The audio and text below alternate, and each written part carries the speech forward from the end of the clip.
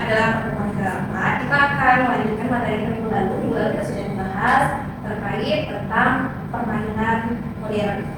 Hari ini kita akan melanjutkan materi hari ini, tapi sebelum kita masuk ke materi, tentu sebelum mulai pembelajaran, kita akan berdoa terlebih dahulu.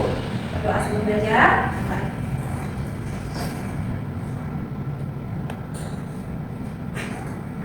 Berdoa selesai. Doa langsung dulu ya. Hari ini yang tidak hadir siapa? Saya akan panggil namanya satu-satu. Eva? Salsa?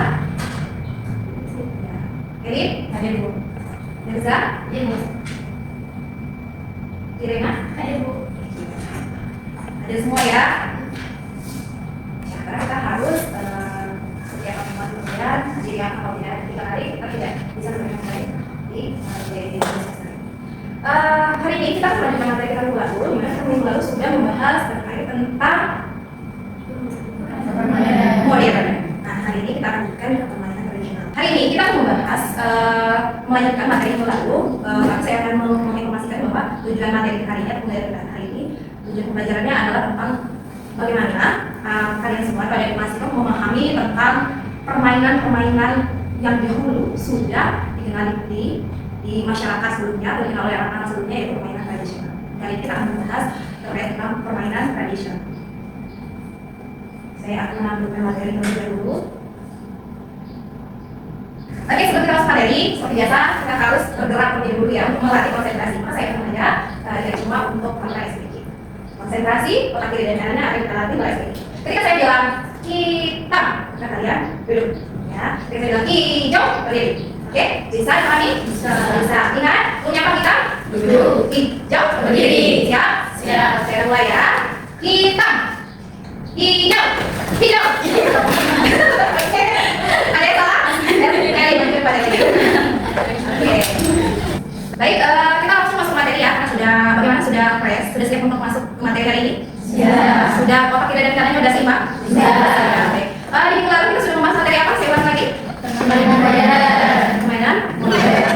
Maka hari ini kita akan melanjutkan terkait tentang permainan tradisional. Saya akan sampaikan di materi. Oke.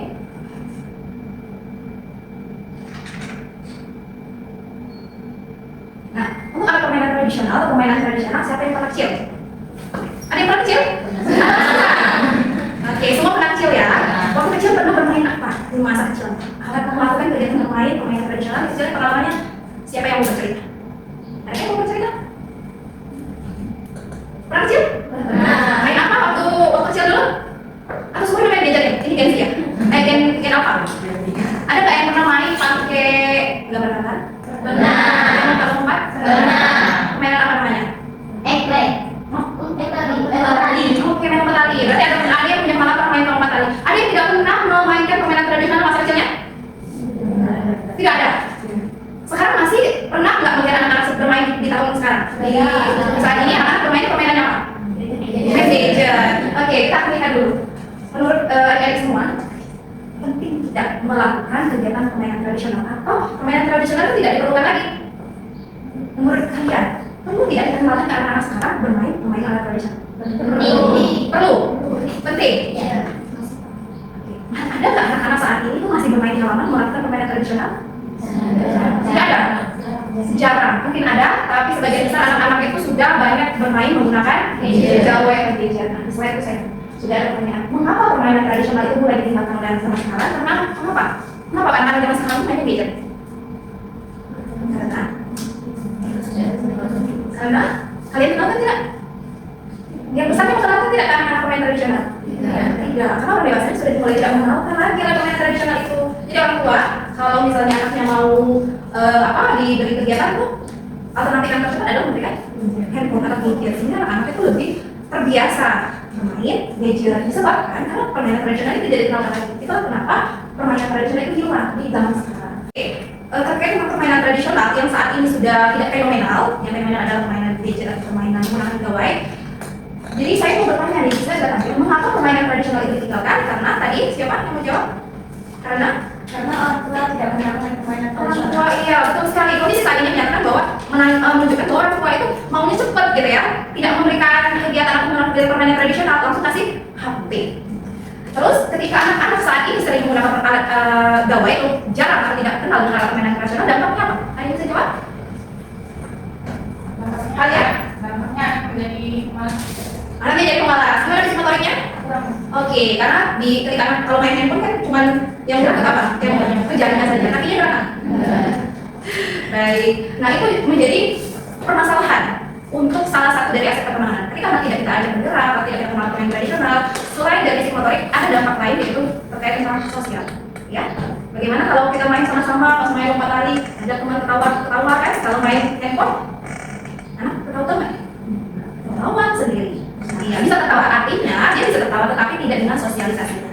Ya, di situ sudah kelihatan. Nah, maka dari fenomena ini, saya mau mengajak teman-teman untuk menonton ada video singkat terkait tentang kondisi yang terjadi saat ini, di mana anak-anak jarang ya, silakan ditonton. Nah, sebentar, silakan nanti teman-teman amati video terkait tentang fenomena yang sedang terjadi saat ini, yaitu wilayah permainan tradisional. Silakan ditonton. Setelah menonton, nanti saya minta teman-teman untuk menganalisis apa yang bisa diamati dari video itu ya.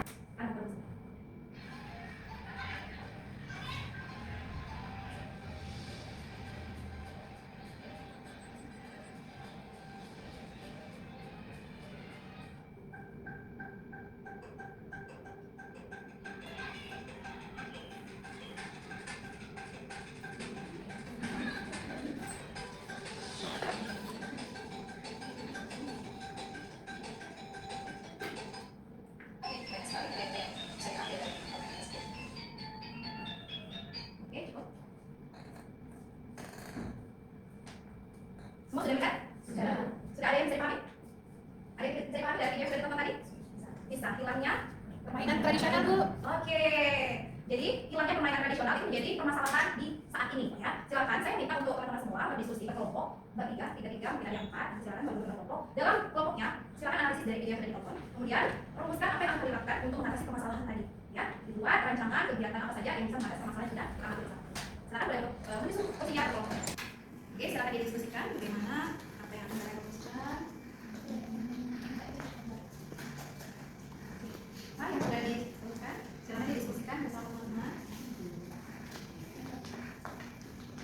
Oke, sudah buka rancangannya? Sudah didiskusikan? Oke, silakan dilanjutkan ya diskusi.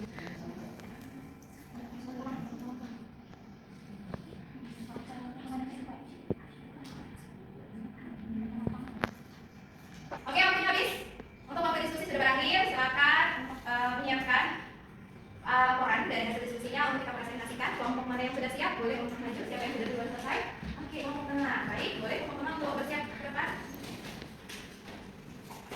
Baik, ini akan menjelaskan presentasikan tadi itu apa permainan nasional yang lanjut ke permainan. Maka jenis permainan nasional ini, permainan nasional dalam jaga dan mengawasan yang berjaya dan integrasi berkreasi. Permainan ini bekerja sama, komunitas dan berbasis dalam interaksi antara. Permainan nasional melibatkan aplikasi yang merasa perkembangan mereka. Baik, cara bermain permainan nasional pertama menyiapkan. Yang kedua itu menyiapkan itu menggunakan kata-kata tangan menggunakan alat bawah saja. Yang kedua menentukan batu. Setiap pemain yang akan yaitu benda kecil sebagai tanda atau simbol kecil. Yang ketiga itu menentukan giliran main menggunakan kopipa atau switch yang untuk menentukan siapa yang main terlebih dahulu. Yang keempat mengenai itu permainan melempar dan juga kotak nomor satu dan harus masuk dalam kotak komunitas. Yang kelima itu melompat tiket. Permainan melompat dengan satu tangan. Satu permainan melompat dengan satu kaki kecuali kotak ganda. Boleh dua. Yang terakhir adalah permainan mengambil saat berjalan balik berhenti di kotak sebelum gas kemudian permainan membukukan dan mengambil. Yang kelima melanjutkan ke kotak berikutnya. Jika bermain berhasil melempar ke kotak nomor selanjutnya dan mulai angka kemudian ada. Delapan mengenai lima. Jika permainan berhasil menyelesaikan sebuah kotak, ia boleh memilih satu kotak sehingga rumah miliknya. Kotak ini dia boleh bisa lewat. Yang sembilan yang selesai. Permainan berhasil di semua kotak telah menjadi rumah. Kemudian adalah yang milik rumah paling. Oke.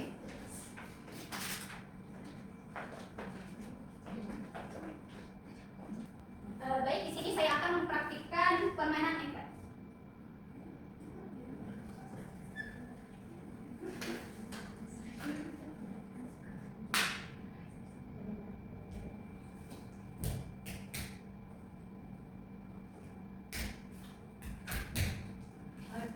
Boleh kasih plus untuk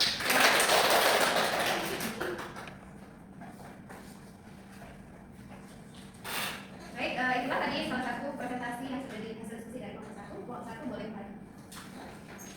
Oke, baik, semua tadi sudah mendiskusikan ya dalam kegiatan kelompoknya masing-masing terkait tentang bagaimana mengatasi fenomenologi yang saat ini terjadi yaitu hilangnya permainan tradisional di zaman sekarang. Karena tidak menggunakan permainan tradisional. Karena waktu sudah berakhir untuk hari ini, maka kita akan tutup pertanyaan. Langsung sebelum tutup pertanyaan, saya mau minta ada yang memberikan pendapat kesimpulan apa, ada insight apa yang diperoleh dari permainan hari ini? Ada yang mau beri kesimpulan, refleksi? Silakan Eri.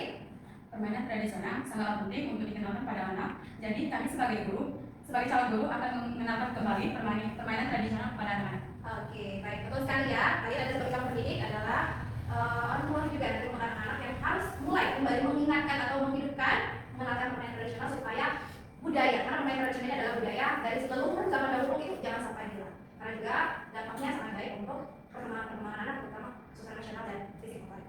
Demikian untuk hari ini, sampai minggu depan. Di depan kita membahas terkait tentang permainan-permainan yang bisa mengenalkan nilai-nilai Islam ya. Mohon dibaca materi-materi yang bisa nanti kalian baca dulu di rumah sebelum minggu depan kita akan bahas lebih lanjut. Demikian untuk hari ini. Mari kita tutup perkuliahannya.